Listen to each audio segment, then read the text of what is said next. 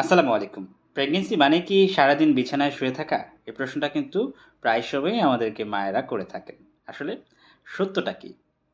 সব প্রেগন্যান্সিতে কিন্তু bed rest জরুরি নয়।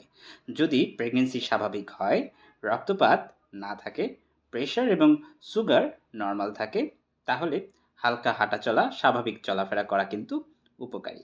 তবে কিছু অবস্থায় ডাক্তারের পরামর্শে বেড রেস্ট দরকার হয়। যেমন রক্তপাত হলে, প্রিটার্ম লেবারের ঝুঁকি থাকলে, প্লাজেন্টা নিচে থাকলে বা প্রেশার খুব বেশি থাকলে। কিন্তু অকারণে বেশি বেড রেস্ট করলে কি হয়, এটা কি আপনি জানেন? ১ নম্বরে আপনার পা কিন্তু ফুলে যেতে পারে। রক্ত জমাট বাঁধার ঝুঁকি বেড়ে যেতে পারে। কোষ্ঠকাঠিন্য এবং বমি ভাব বেড়ে যেতে পারে। আর শরীর দুর্বল হয়ে যেতে পারে। তাই মনে রাখবেন, একেবারে বেড রেস্ট কিন্তু কোনো রুটিন নয়। এটা একটা চিকিৎসা, যেটা শুধুমাত্র দরকার হলেই ডাক্তাররা আপনাদের দেবেন। সচেতন থাকুন, ভয় নয়। জ্ঞান দিয়ে প্রেগন্যান্সির সময়টা পার করুন। বিভিন্ন রকম ভালো বই পড়ুন। আমি ডাক্তার সুমন। এই ধরনের দরকারি স্বাস্থ্য তথ্য পেতে ভিডিওটি শেয়ার করুন। আপনাদের প্রেগন্যান্সির সময়ের এক্সপেরিয়েন্সগুলো কমেন্ট বক্সে শেয়ার করুন। ফলো করুন এবং সুস্থ থাকুন।